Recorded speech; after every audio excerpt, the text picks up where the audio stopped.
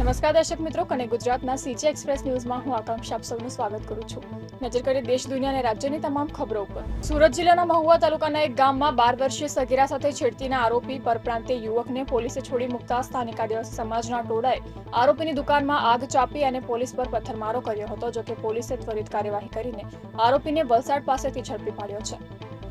રાજુલા પોલીસે સાયબર ફ્રોડના રેકેટનો પર્દાફાશ કર્યો છે. પોલીસે રાજસ્થાનથી 2 આરોપીઓને ઝડપી પાડ્યા છે, જેઓ ઇન્સ્ટાગ્રામમાં ઓનલાઈન લોભામણી સ્કીમ આપી કપડાના વેચાણની જાહેરાત કરી છેતરપિંડી આચરતા હતા. વલસાડના અતુલ વિસ્તારમાં શુક્રવારે એક 17 વર્ષીય કિશોરીએ આત્મહત્યા કરી લીધી છે.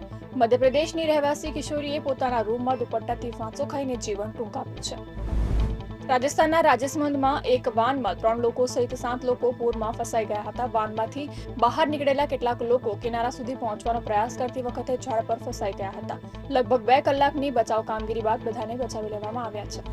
દેશની રાજધાની દિલ્હીની 45 જ્યારે આઈટી હબ બેંગલુરુની 40 જેટલી શાળાઓને બોમ્બથી ઉડાવી દેવાની ધમકી મળી હતી. ઈમેલ દ્વારા મળેલી આ ધમકીને પગલે બંને શહેરોમાં પોલીસ અને વાલીઓ અને શાળાઓનો સ્ટાફ દોડતો થઈ ગયો હતો. ઈડીએ મની લોન્ડરિંગ મામલે છાંગુર બાબા વિરુદ્ધ મોટી કાર્યવાહી કરી છે. લખનૌ ઝોનની ટીમે બલરામપુર, લખનૌ અને મુંબઈમાં છાંગુર બાબા અને નવીન રોહરા સહિત અન્ય સાથે સંકળાયેલા 15 ઠેકાણાઓ પર દરોડા પાડવામાં આવ્યા છે.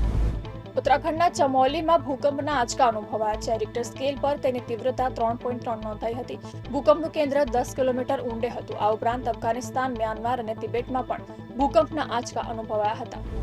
છેલ્લા 2 દિવસથી દક્ષિણ કોરિયામાં લગભગ સતત પડી રહેલા વરસાદને લીધે ઓછામાં ઓછા 4ના મોત થયા છે, જ્યારે 1300થી વધુ લોકોને સલામત સ્થળે ખસેડવામાં આવ્યા છે. પાકિસ્તાને સાઉદી અરેબિયાના જેદ્દાહમાં આયોજિત ઓર્ગેનાઇઝેશન ઓફ ઇસ્લામિક કોર્પોરેશનના 25મા સ્વતંત્ર કાયમી માનવ અધિકાર આયોગ સત્રમાં ભારત પર સિંધુ જળ સંધિને એકપક્ષીય રીતે નબળી પાડવાનો આરોપ લગાવ્યો છે.